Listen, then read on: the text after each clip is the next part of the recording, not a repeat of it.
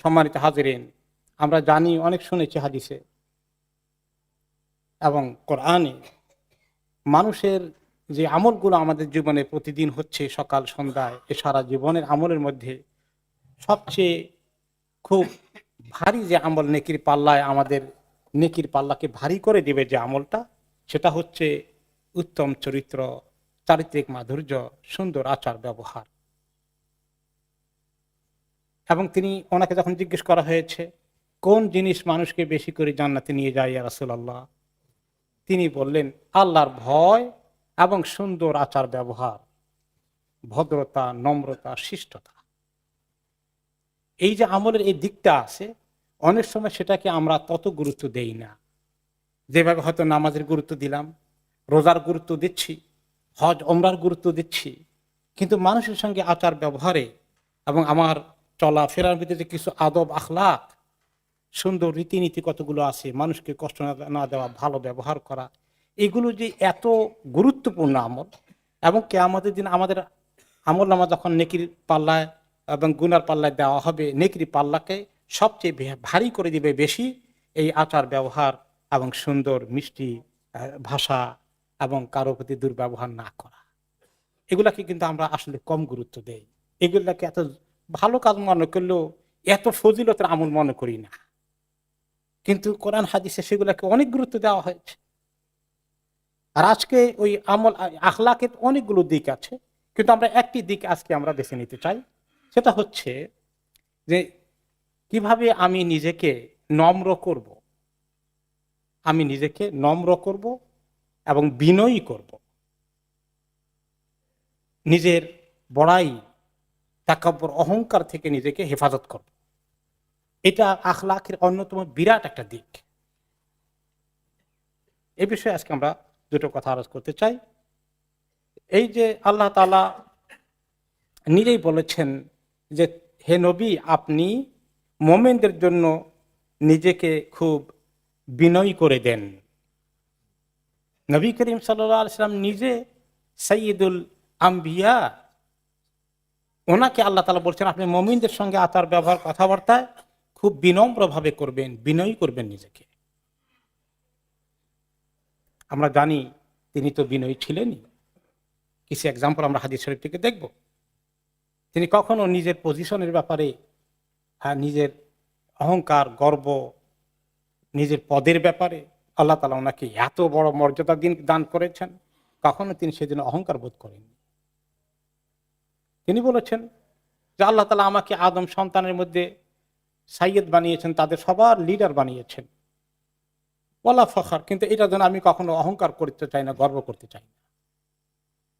আর আমরা সামান্য কিছু পাওয়া গেলে কদ্দুর ব্যবহার করি, একটু ক্ষমতা পাওয়া গেলে, একটু পদ পজিশন পাওয়া গেলে আরেকজনকে হেয় মনে করা, আমাকে আবার কেউ সম্মান কম দিল কিনা এটা নিয়ে এত চিন্তা করি। আর যারা এরকম ভাবে আখিরাত চায়, জান্নাত চায়, তাদের এই মানসিকতা থাকতে হবে। আল্লাহ তাআলা বলেছেন এই যে আখিরাতের ঠিকানা জান্নাত, এটা আমি কাদের জন্য বরাদ্দ করব? যারা দুনিয়ার মধ্যে সব সময় খুব পদ, পজিশন, স্ট্যাটাস এগুলো নিয়ে চিন্তা করে না, এগুলার ফিকিরে যারা নেই, আর এগুলো পাওয়ার জন্য যে ফাসাদ করা লাগে সেই ফাসাদও তারা করে না, এদেরকে আমি জান্নাতের ঘর দেব। এভাবেই মুত্তাকিদের জন্য উত্তম পরিণাম ফল অপেক্ষা করছে।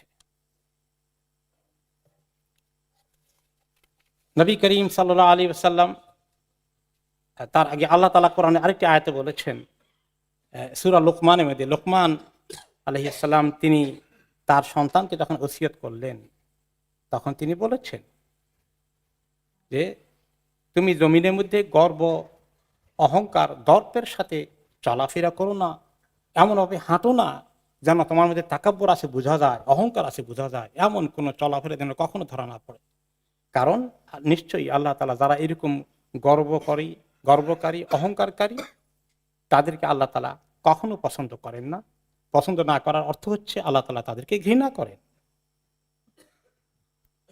এটি হাদিসে রাসূলুল্লাহ সাল্লাল্লাহু আলাইহি ওয়াসাল্লাম বললেন যে আল্লাহ তাআলা আমার কাছে ওহী পেশ করে, ওহী নাজিল করে বলেছেন যে হে মানুষ, তোমরা সবাই বিনয়ী হয়ে যাও, ভদ্র নম্র হয়ে যাও, বিনয়ী হয়ে যাও।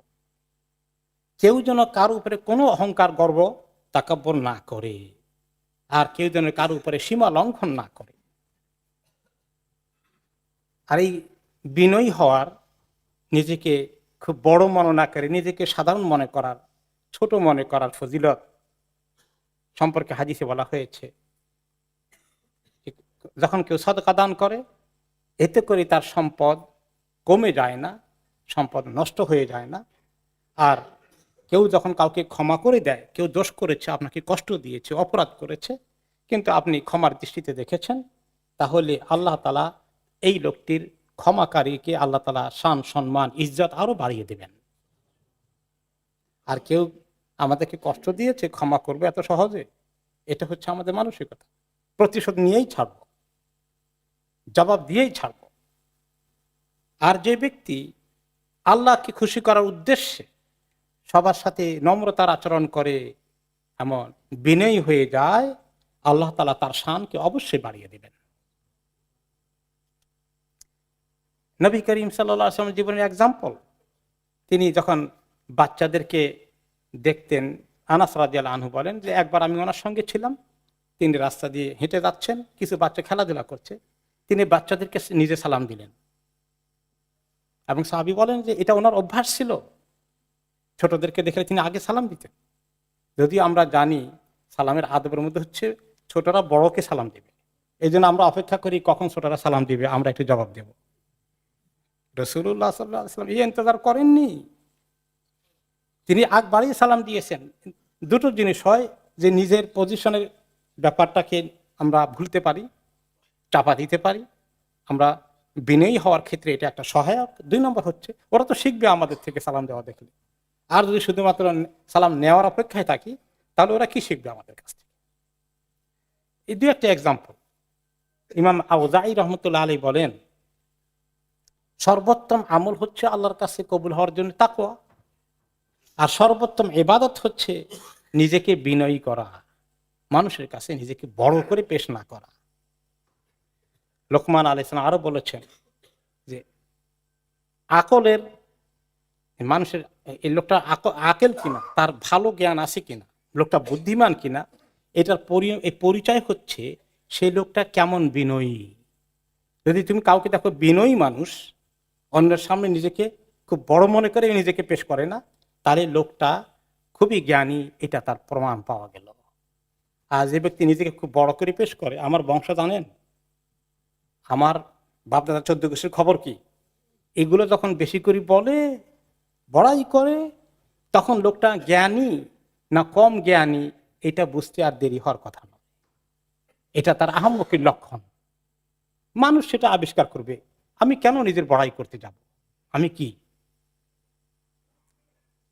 এই জন্য এত শক্তভাবে এসেছে, যে ব্যক্তি এই বিনয়ী হয় না, বরঞ্চ অপোজিট, উল্টা দিকে যদি এরকম গর্ব অহংকারের দিকে যায়, তাহলে তার অন্তরে যদি সামান্য পরিমাণ অহংকারও থাকে, তাহলে সেই জান্নাতে প্রবেশ করতে পারবে না। ইন্না লিল্লাহ, কত বড় ক্ষতির কথা হয়ে যাবে। এই জন্য আমাদের জীবনের চলাফেরায়, মানুষের সঙ্গে লেনদেনে, আচার ব্যবহারে সবসময় যেন আল্লাহ আমাদেরকে তৌফিক দান করেন, আমরা যেন খেয়াল করি যে কখনোই অহংকার যেন ফুটে না উঠে, সবসময় যেন আমরা নিজেদেরকে বিনয়ী করে পেশ করতে পারি। আল্লাহ তাআলা আমাদেরকে তৌফিক দান করেন।